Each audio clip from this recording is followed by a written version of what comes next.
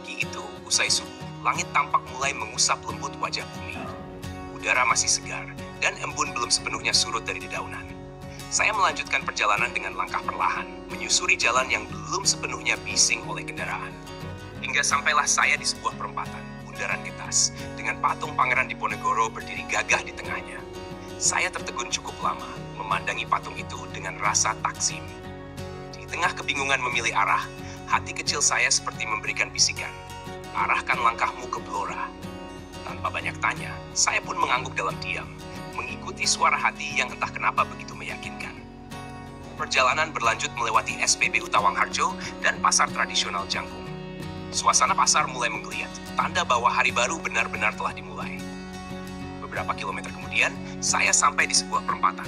Di sisi kiri jalan, tampak sebuah gapura hijau dengan tulisan Makam Ki Ageng Tarub. Dan di sisi kanan, gapura serupa bertuliskan Makam Ki Ageng Selo. Saya berhenti sejenak, membiarkan kaki dan hati berdiskusi pelan. Akhirnya, saya melangkah ke arah Makam Ki Ageng Selo. Sesampainya di area makam, saya melihat para peziarah keluar masuk dengan penuh khidmat. Saya memilih duduk bersandar di bawah sebuah pohon rindang, yang dikenal sebagai pohon gandring. Di bawah naungannya, rasa teduh menjalar bukan hanya ke tubuh, tapi juga ke dalam jiwa. Ingatan saya melayang kepada kisah legendaris Ki Ageng Selo, leluhur para Raja Mataram, yang konon mampu menangkap petir. Ia dikenal sebagai sosok spiritual sekaligus bijak. Kisahnya yang menangkap petir kala mencangkul di tengah sawah selalu menarik untuk direnungkan. Ki Ageng Selo, yang bernama asli Ki Ageng Ngabdurrahman Sela, konon masih keturunan Raja Brawijaya. Saat muda, ia sempat mendaftar sebagai prajurit Demak, namun ditolak. Lalu ia memilih jalan sunyi, bertani dan mendekatkan diri kepada Ilahi. Dan di sanalah, dalam kesunyian dan kesederhanaannya, beliau justru menunjukkan karamahnya, menangkap petir yang kemudian dibawa ke hadapan Sultan Demak.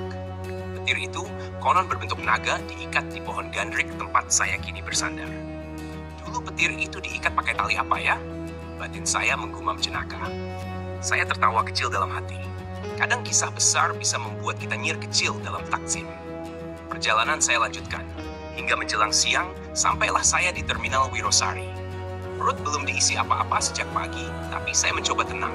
Saya duduk di bangku terminal, menikmati semilir angin yang melintas membawa aroma jalanan. Tiba-tiba, seorang lelaki paruh baya mendekat. Dengan ramah, ia menyodorkan sebatang rokok kepada saya, lalu berbisik, "Rezeki hari ini berapa, Mas?" Saya menatapnya sejenak, agak bingung. Belum sempat saya menjawab, beliau menambahkan, "Hong Kong, nomornya berapa?" Saya tersenyum sopan menunduk pelan. "Maaf, Pak, saya kurang paham soal itu. Saya hanya pejalan kaki yang sedang numpang lelah." Ia tertawa kecil, tidak tersinggung sama sekali. "Kirain dukun mimpi, soalnya gayamu tenang, kayak orang habis dapat wangsit." Kami tertawa bersama.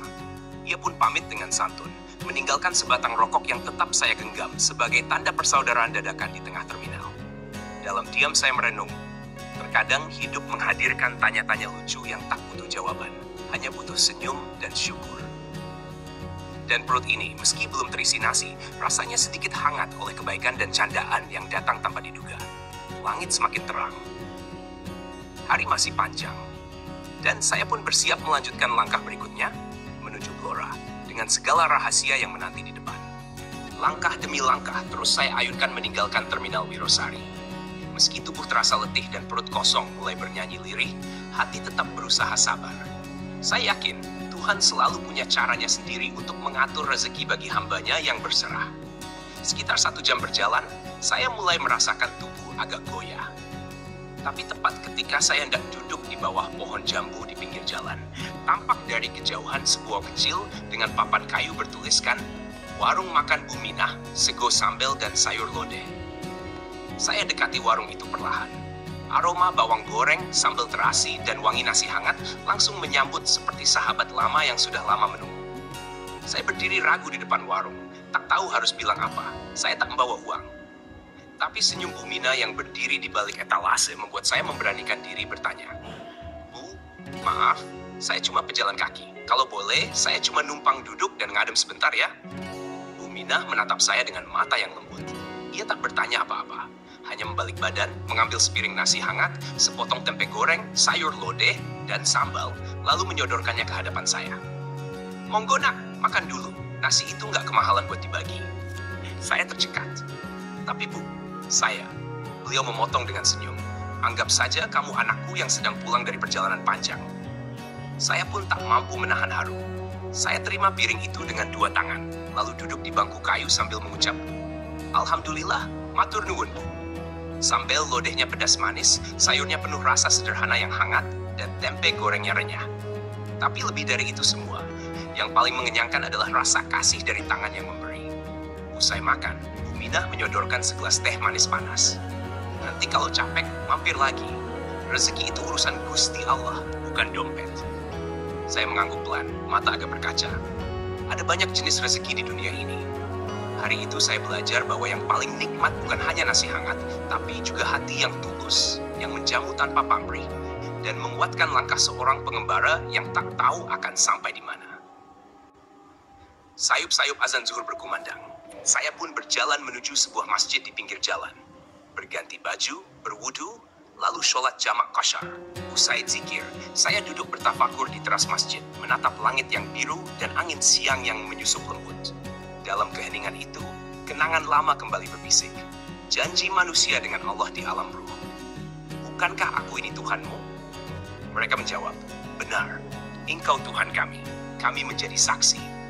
Kami lakukan yang demikian itu, agar pada hari kiamat kamu tidak mengatakan, sesungguhnya kami Bani Adam adalah orang-orang yang lengah terhadap ini, keesaan Tuhan. Seketika aku merenungi kembali makna hamba dan Tuhan. Antonim dari kata Tuhan adalah hamba. Dan aku tidak menciptakan jin dan manusia, melainkan supaya mereka beribadah, menghamba kepadaku. Tapi mengapa kadang aku lebih sering berperilaku sebaliknya?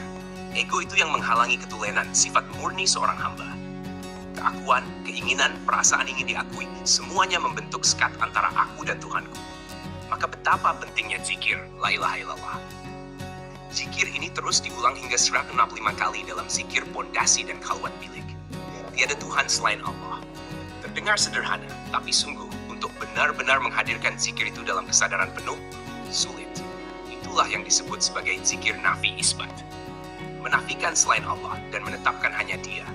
Mengabaikan bisikan-bisikan dunia, mengisbatkan hanya satu nama dalam konsentrasi, Allah. Konsentrasi pada lafaz ini bukan hal mudah.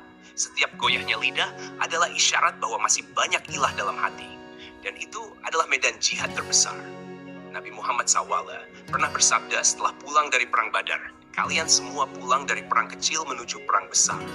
Sahabat bertanya, apa itu perang besar? Beliau menjawab, perang melawan hawa nafsu. Maka aku bertanya dalam hati, jika aku telah mengucap la ilaha illallah hari ini, penghambaan apa yang akan aku kerjakan hari ini?